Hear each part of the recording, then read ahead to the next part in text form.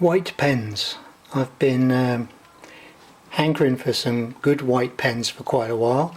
They can be very useful if you're doing stuff with say markers like this, to add highlights or whatever, or lighten things up a bit. So these are some of the white pens that I've had experience in using, and I'd like to just carefully go over their pros and cons one by one, and just tell you what the pros and cons are of each one in turn.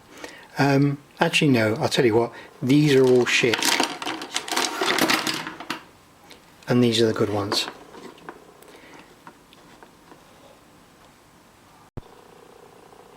Now there are some pretty big differences between the Faber-Castell brush pen and the Pascas.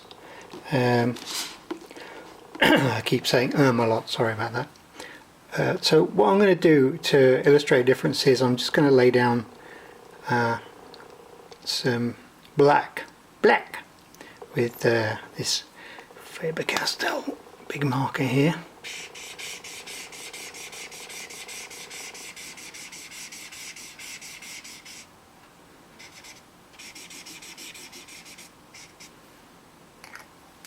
Just wait for it to dry a moment.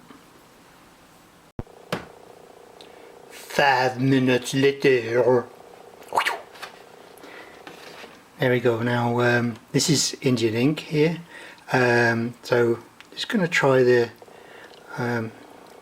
Faber-Castell Pitt brush on this. As you can see, it's not opaque.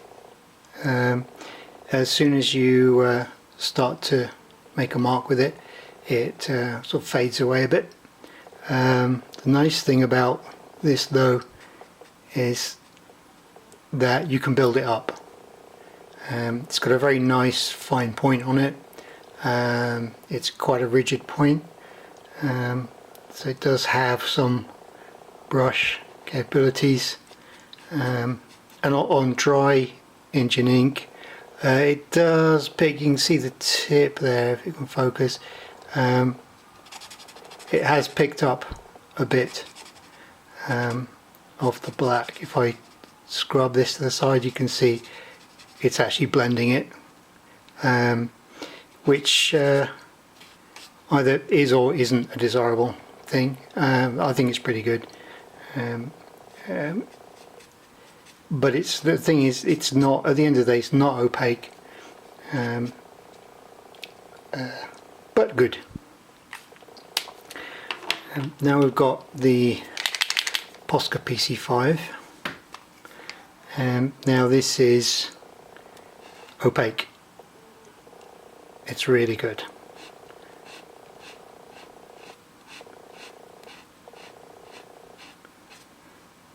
It does pick up a little. You can't see it on there, this camera won't focus on that, but it does pick up a little bit of the engine ink. I think that's always going to happen because it's basically just carbon dust in there. So that's really good. But the star of the show, in my opinion, is the PC1M, because this has a really nice fine point. It's the finest point of any of these white pens, and it's got the same very opaque white acrylic paint inside it. So Hamish's question was, how well does it take marks once this is dry? So what I'll do is I'll just paint a bit more of this on over the top, and then we can I'll let this dry, put another coat on, and then we can try drawing over the top, see what we get. Well, one thing I want to point out about the Pascas is that they are very easy to use, unlike a lot of other paint pens, especially a lot of the other white pens that I have. you don't have to mess around with them. I mean, yeah, when you first get them, you have to shake them up because they've got the ball inside them. You have to pump the tip a few times to get it going, but once you start using it, it's basically always ready to go, and you just don't have the shenanigans that you have with a lot of the others. For example, the Montana, which used to be my favorite, that is a huge pain to get going. You have to pump the tip, you have to shake it up, you have to pump the tip, but the tip is very, very unreliable and gets all crusty, and at the moment it doesn't work at all. So garbage, in my opinion. The only thing that's good about this is the fact you can actually refill it. The Pascas you can't refill, but you can change the tips. The tips are actually reversible. You can, if the tip wears out, you can actually simply pull it out, turn it round and push it back, because the other end of it is exactly the same. 5 minutes later, there it is. I just put another layer on and let it dry. One thing that's important to point out about the Pasca pens, and in fact these Faber-Castell Pitt pens, is that they're water-based. They're not alcohol-based. This means they dry a lot slower than alcohol-based stuff, and I like that because it gives you time to blend and mess about with the paint. So I tend to use all water-based stuff.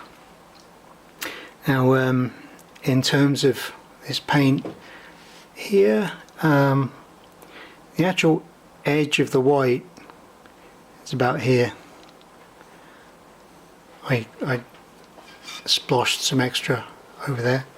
Now let's see how this goes now. I've got a Kuretake pen here with a brush tip. This is my favourite drawing pen, by the way. It's a Kuretake Fudenosuke, I think it is, or something. I can't even remember. I can't remember. But you can see that as we go from the paper to the paint, there's no change in line quality, as you might expect. Pencil's very similar, although it loses a bit of traction on the paint. Now, one thing that will be different, I'm expecting, is there's another Pitt pen here. I'm expecting this to act slightly differently. Yeah, it's you can see that it's slightly lighter over the paint there, but apart from that, it seems to work in a similar way. Here's a different Kuretake. Yeah, that one works nicely. And yeah.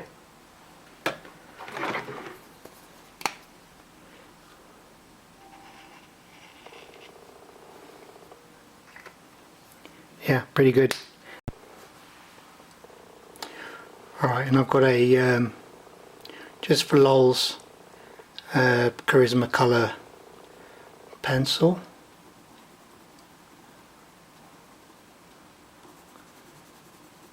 Yeah, it's a bit different.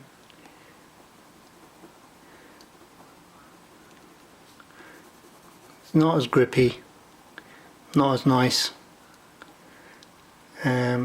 So yeah, it is possible to use these as correction pens for sure, the Pascas, that is. It's not what I use them for. I just use them for painting. But you can of course use them for that. Although really for correction, your Tipex shake and squeeze is great because of the, if you can see that, come on you bugger, it's got that really nice metal tip which the camera's not going to focus on. Yeah, but it lacks the precision. Lacks the precision of the Pasca, and yeah, I don't use this for anything actually. Meh. Anyway, there you are. There it is.